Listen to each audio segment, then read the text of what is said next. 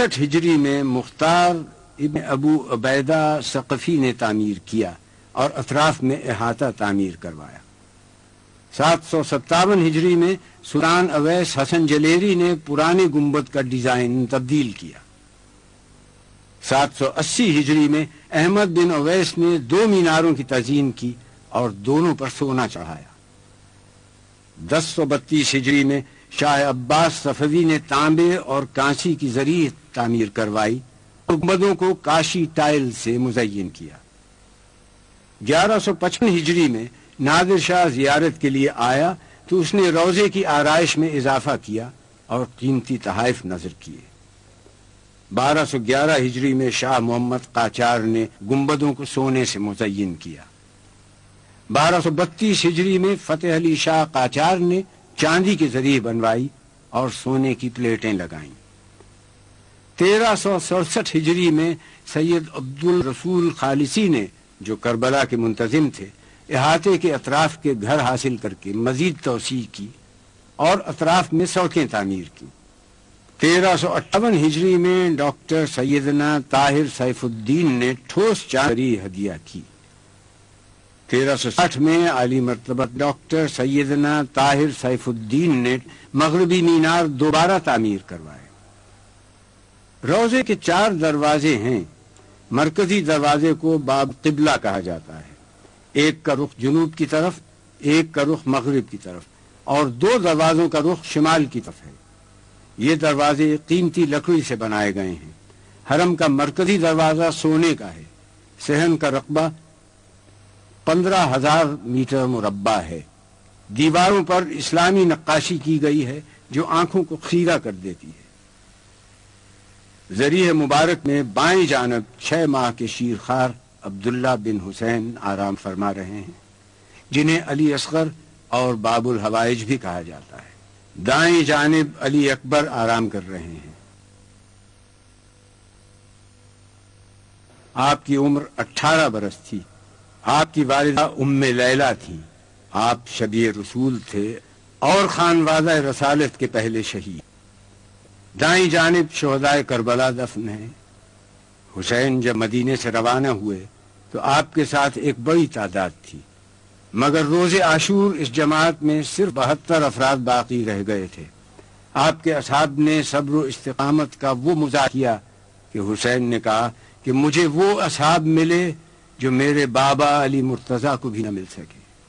حضرت عباس، حبیب ابن مظاہر، حر اور جناب اون کے علاوہ تمام شہدائے کربلا اسی مقام پر دفن ہیں۔ اسی لیے اس جگہ کو گنج شہیداں کہا جاتا ہے۔ اپنے اصحاب سے خطاب کرتے ہوئے فرمایا، جو صورتحال پیش آئی ہے وہ تم دیکھ رہے ہو۔ یقیناً دنیا کا رنگ بدل گیا ہے اور اس کی نیکی رخصت ہو چکی ہے، اس میں کچھ باقی نہیں رہ گیا ہے سوائے اس تھوڑی سی تری کے جو پانی بہہ جانے کے بعد کسی برتن میں باقی رہ جاتی ہے، اور ایک پست زندگی جو زہریلی گھاس کی مانند ہے۔ کیا تم نہیں دیکھتے کہ حق پر عمل نہیں ہوتا، باطل سے علیحدگی اختیار نہیں کی جاتی؟ اس صورت میں مومن یقیناً خدا کی ملاقات کا آرزومند ہوتا ہے۔ میرے نزدیک تو موت میں شہادت کی نعمت ہے، ان ظالموں کے درمیان زندہ رہنا وبال جان ہے۔ روضہ امام حسین میں بائیں جانب حبیب ابن مظاہر الاسدی کی ذریعہ مبارک ہے۔ آپ صحابی رسول حضرت علی کے دوست اور قبیلہ بنی اسد کے سردار تھے۔ کربلا میں شہید ہوئے اور بنی اسد کے لوگوں نے آپ کو دفن کیا۔ رباط میں حضرت ابراہیم المجاب کی ذریعہ ہے۔ آپ امام موسیٰ کاظم کے پوتے ہیں اور واقعہ کربلا کے بعد آپ کو یہاں دفن کیا گیا۔ یہ مقام شہادت ہے۔ امام حسین نے سجدہ آخر ادا کیا۔ آغاز حیات انسان کا پہلا جھگڑا سجدے پر ہوا۔ سن 61 ہجری 10 محرم عصر عاشور امام حسین نے وہ سجدہ کیا کہ رہتی دنیا تک باطل کا سر جھکا دیا اور حق کو سر بلند کر دیا۔ اقبال نے کہا، ان کی زیری تیغ گوید لا الہ، ان کی از خونش بیروید لا الہ، ان کی بخشاد بھی یقیناً را یقین، ان کی لرزد از سجود او زمین. وہ جو تیغ کے نیچے لا الہ کہے، جس کے خون سے لا الہ نمو پائے، وہ بے یقینوں یقین دینے والا ہے جس کے سجدے سے زمین کانپ گئی. حسین وارث آدم تھے، وارث نوح تھے، وارث موسیٰ تھے، وارث عیسیٰ تھے، وارث ابراہیم، وارث محمد تھے. گرتے ہی سجدہ کیا، جلتی زمین پر پیشانی کو رکھ کر آواز دی، خدا بندہ تو میرا سہارا ہے، ہر تکلیف میں اور ہر امید کا مرکز ہے. جو کچھ کہنا ہے تجھی سے عرض کرتا ہوں، اس لیے کہ میں کسی اور کو جانتا ہی نہیں کہ جس سے تجھے چھوڑ کر لو لگائی جائے. یقیناً ساری نعمتیں تیری ملکیت ہیں، ساری بھلائیوں کا مرکز تو ہی ہے، ہر حال میں تو ہی آخری جائے پناہ ہے.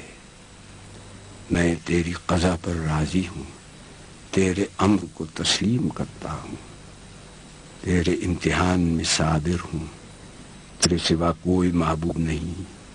اے بے پناہوں کو پناہ دینے والے، میری مدد کر.